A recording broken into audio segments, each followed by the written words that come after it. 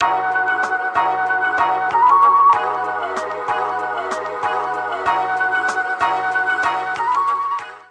causa del problema es eminentemente política. Es claramente decisión de la forma de armonizar la vida social y de gobernarla.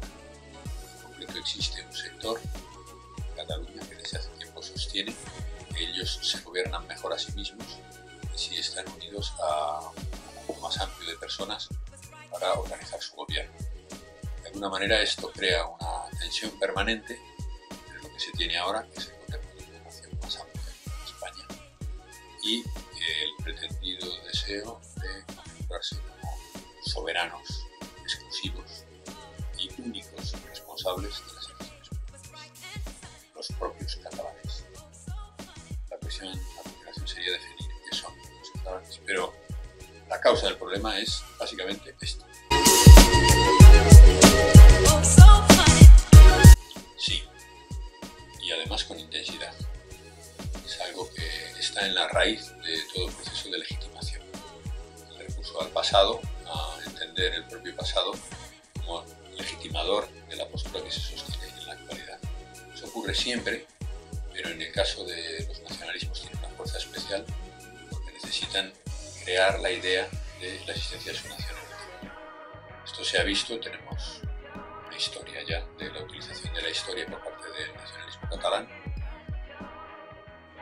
con una intención que se ve plasmada en la forma de trabajar en la universidad, pero sobre todo en la forma de difundir en enseñanza secundaria qué es Cataluña y que es incompatible con la idea de España. Voy a poner un ejemplo que no tiene que ver con Cataluña para subrayar esto. Cuando en Europa se entendió que había que superar el enfrentamiento que había dado lugar a las dos primeras guerras mundiales, franceses y alemanes se dieron cuenta de que debían ir de la mano para vivir juntos, para no volver a plantear un enfrentamiento como el que habían planteado en las guerras revolucionarias en 1792, en las guerras napoleónicas, en la guerra de 1870, en la guerra de 1914 y en la guerra de 1940. ¿Cómo hacerlo? Pues cuando decidieron que debían entenderse, se reunió una comisión de los dos países y decidieron revisar los manuales de educación secundaria y qué decían del país enfrente. ¿Qué decían los manuales alemanes de Francia? ¿Qué decían los manuales franceses de Alemania?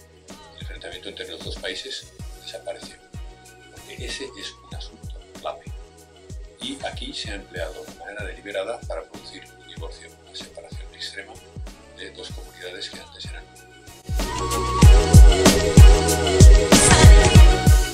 Es propio del carácter español el pensar que nadie puede gobernarnos mejor que nos gobernamos nosotros mismos. Bueno, esto está en Don Quijote.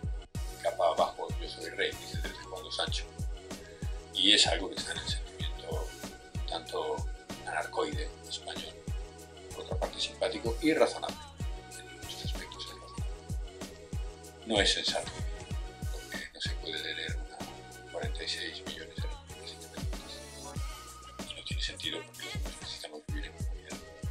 Pero hay otro factor que influye mucho y es que la nación española era una nación extraordinariamente extensa y compleja que explotó a comienzos de la edad contemporánea, se transformó de la monarquía católica a la monarquía hispánica, perdió lo que entonces era considerado el imperio, que la monarquía hispánica no consideraba un imperio sino parte de sus reinos, y entró en un proceso de difícil definición. Ese proceso de difícil definición significó definirse como liberal y al mismo tiempo aparecieron unas tendencias tradicionalistas.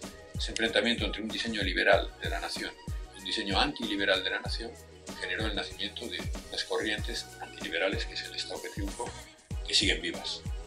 De hecho, el levantamiento catalán, el último, tiene en buena medida elementos antiliberales en su seno. Sí, todo se puede encontrar en la historia como causa, porque en el futuro no hay ninguna causa. Puede haberla en algún sentido, pero en sentido estricto las causas tienen que estar en el pasado. Lo difícil es dar con ellas, ser capaz de aislarlas y ser lo suficientemente fino en el análisis y certero en la selección de las fuentes y sensato en su interpretación como para estar con ellas y explicárselas bien a la gente. Y más cuando estás en medio de un torbellino de decisión política, donde continuamente todos empleamos los conceptos que tenemos a mano para justificar la postura que queremos que triunfe. Se plantea un problema siempre de interpretación histórica. Pero las causas evidentemente están en la historia y se pueden estudiar tranquilamente. He mencionado antes la tesis que se ha definido hace poco, por ejemplo, cómo se hizo la Constitución, cómo se pactó el título octavo, cómo se elaboraron los estatutos de autonomía, cómo se aprobaron por las Cortes, cómo se aprobaron en el referéndum y cuál ha sido la historia posterior del autogobierno catalán, vasco, valenciano, canario, gallego, etc. Todo eso ha influido en la creación de una expectativa de ambición política en una nueva generación, los políticos que han gobernado las autonomías, que no están dispuestos a rebajar su deseo de crecer en poder continuamente. Eso crea una espiral de enfrentamiento con el Estado central que hace muy difícil la convivencia entre los dos modelos. La idea que tenía, por ejemplo, uno de los ponentes constitucionales, que es el historiador Pedro Pérez de Llorca, es que esto es insostenible, y creo que tiene razón. O sea, no se puede construir un Estado que esté compuesto por elementos que compiten continuamente con él y entre ellos por el reparto del poder. Tiene que haber un acuerdo de construcción básico. Le vamos a enseñar un vídeo, es un minuto, un fragmento, y usted comenta lo que crea oportuno. Catalunya era la nació més important des de l'últim terç del segle XV fins a la meitat del segle XVI. La més important del món. No hi ha hagut un projecte polític d'una maduresa, d'una modernitat, d'unes característiques tals, d'una radicalitat democràtica, que va fer que pràcticament els catalans de finals del segle XV fossin tan importants en aquell moment com, posaré un exemple, han estat importants en la segona meitat del segle XX als Estats Units d'Amèrica del Nord. Quizá a Franco le hubiera gustado. La nació catalana s'avança segles a la resta de nacions del món.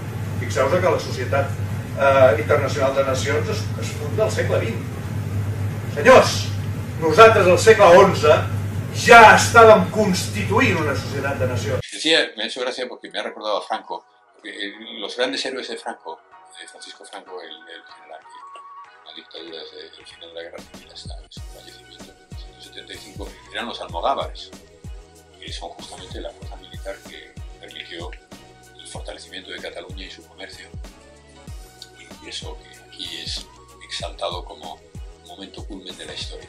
Es muy difícil sostener eso históricamente, porque si eso hubiera sido verdad, hubiera pervivido el imperio catalán, pero no pervivió. Lo interesante es por qué, y eso está estudiado.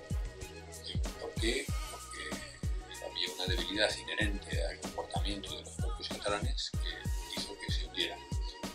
La interpretación en la Renaixença viene a ser que es un enemigo exterior, de que ha sido la causa continuamente de sus traspieses y de sus caídas. En parte eso es verdad, siempre hay elementos exteriores que pueden influir, pero no se puede decir, yo siempre sostengo que lo más sensato es buscar a los responsables o a las causas entre los más próximos. Luego hay causas lejanas también. Las causas normalmente son las más próximas, las que explican cualquier fenómeno. Este tipo de discurso de exaltación es muy típico de la época romántica. Quiero decir, es muy de los años 20 del siglo XIX. Lo sorprendente es que un profesor de historia haga un discurso como ese y pueda creer que está explicando historia. Hay tanto escrito ya sobre este tema y se puede leer con tanta facilidad, pero tampoco es sorprendente. Esta inflamación, en el sentido de discurso inflamado, no parece ni sensata ni educativa.